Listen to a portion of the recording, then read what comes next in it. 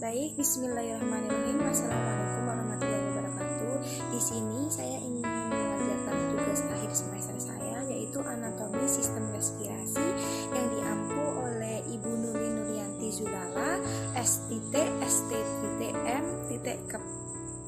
Baik, selanjutnya itu ada nama saya sendiri, nama Dewi Alistiawati, NIM 2210101125 dari S1 Kebidanan Universitas Aisyah Yogyakarta tahun 2022 atau 2023. Baik, langsung saja di sini saya ingin menjelaskan pengertian sistem respirasi atau pernafasan. Respirasi atau pernafasan merupakan pertukaran oksigen O2 dan karbon dioksida CO2 antara sel-sel tubuh serta lingkungan. Baik, selanjutnya itu ada anatomi sistem pernafasan. Sistem pernafasan pada dasarnya dibentuk oleh jalan atau saluran nafas dan paru-paru beserta pembungkusnya yang disebut pleura dan rongga dada yang melindunginya. Urutan saluran pernafasan adalah sebagai berikut. Yang pertama ada rongga hidung, yang kedua ada faring, ada laring, ada trakea, ada bronkus, ada paru-paru atau bronkus dan alveolus. Organ sistem pernafasan.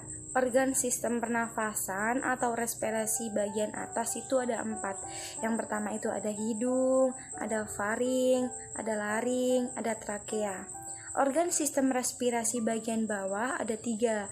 Ada paru-paru, ada bronkus, ada alveolus. Langsung masuk aja organ sistem respirasi bagian atas. Yang pertama itu ada hidung, terdiri dari eksterna dan interna.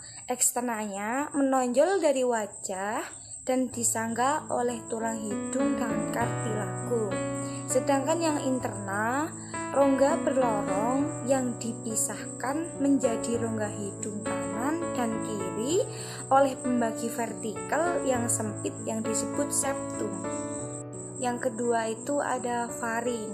Faring merupakan saluran yang memiliki panjang kurang lebih 13 cm yang menghubungkan nasal dan rongga mulut kepada faring pada dasar tengkorak. Terdiri dari 3, yang pertama itu ada nasofaring, yang kedua ada orofaring, yang ketiga itu ada laringofaring. 3. Laring. Laring tersusun atas 9 kartilago, 6 kartilago kecil dan 3 kartilago besar. Laring menghubungkan laringofaring dengan trakea, terletak pada garis tengah anterior dari leher pada vertebra servikal 4-6. Laring sendiri sering disebut sebagai kotak suara, terdiri atas 6. Yang pertama itu ada epiglotis, yang kedua itu ada glotis, yang ketiga itu ada kartilago tiroid, yang keempat itu ada kartilago krikoid, yang kelima itu ada kartilago aritoid, dan yang terakhir nomor 6 itu ada pita suara. Nomor 4 itu ada trakea.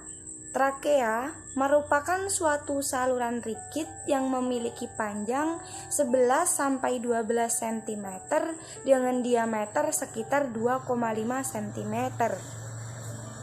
Terdapat pada bagian oesophagus yang terentang mulai dari kartilago krikoid masuk ke dalam rongga toraks. Tersusun dari 16-12 cincin tulang rawan berbentuk huruf C yang terbuka pada bagian belakangnya. Terdapat juga silia yang memicu terjadinya refleks batuk dan bersin. Trakea mengalami percabangan pada cairina yang membentuk bronkus kiri dan kanan. Selanjutnya itu ada organ sistem respirasi bagian bawah. Yang pertama itu ada bronkus.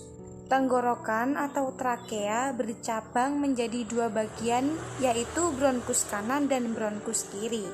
Disebut bronkus lobaris kanan karena memiliki 3 lobus, dan bronkus lobaris kiri memiliki 12 bronkus.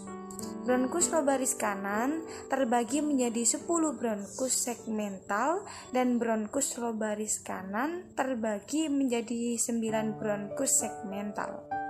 Struktur mendasar dari kedua paru-paru adalah percabangan bronkial yang selanjutnya. Yang pertama itu ada bronki, ada bronkiolus, ada bronkiolus terminal, bronkiolus respiratorik, ductus alveolar, yang terakhir ada saccus alveolar. Yang kedua itu ada paru-paru. Paru-paru adalah organ berbentuk piramid seperti spons dan berisi udara. Terletak dalam rongga toraks paru kanan, memiliki 3 lobus, paru kiri memiliki 2 lobus. Paru-paru dibungkus oleh 2 selaput yang tipis yang disebut dengan pleura. Pleura sendiri di sini ada 2 macam. Yang pertama itu ada pleura visceral sama pleura parietal. Berikut ini adalah contoh gambar dari pleura atau pembungkus paru-paru. Yang ketiga itu ada alveoli. Alveoli itu pertukaran O2 dan CO2 yang terjadi di alveoli. Terdapat sekitar 300 juta yang jika bersatu membentuk satu lembar akan seluas 70 meter persegi. Terdiri atas 3 tipe. Yang pertama ada sel-sel alveolar tipe 1, ada sel-sel alveolar tipe 2, dan yang terakhir ada sel-sel alveolar tipe ketiga. Alveoli dan kapiler pulmoner. Arteri pulmoner membawa CO2 dari jantung ke paru-paru melalui vena pulmoner, darah kembali ke jantung. Struktur membran respirasi atau dinding alveoli. O2 dan CO2 berdifusi melalui membran respirasi. Selanjutnya itu ada mekanisme pernafasan atau respirasi. Sistem respirasi bekerja melalui 3 tahapan. Yang pertama adalah ventilasi, yang kedua ada difusi, yang ketiga ada transportasi. Terus selanjutnya itu ada pernafasan yang dilakukan menyediakan suplat udara segar secara terus-menerus ke dalam membran alveoli. Keadaan ini terjadi melalui 2 fase. Yang pertama itu ada fase inspirasi dan yang kedua ada fase ekspirasi. Berikut ini adalah gambar dari fase inspirasi dan fase ekspirasi. Otot-otot yang membantu dalam respirasi ada 2. Yang pertama itu ada inspirasi utama, diafragma dan intercostalis eksterna. Yang tambahan itu ada sternocleidomastoideus sama scalenus. Yang kedua itu ada ekspirasi. Ekspirasi itu intercostalis interna dan otot abdominalis dalam kurung rectus transversus dan obliquus. Berikut ini adalah gambar dari otot-otot pernafasan. Sekian dan terima kasih. Wassalamualaikum warahmatullahi wabarakatuh.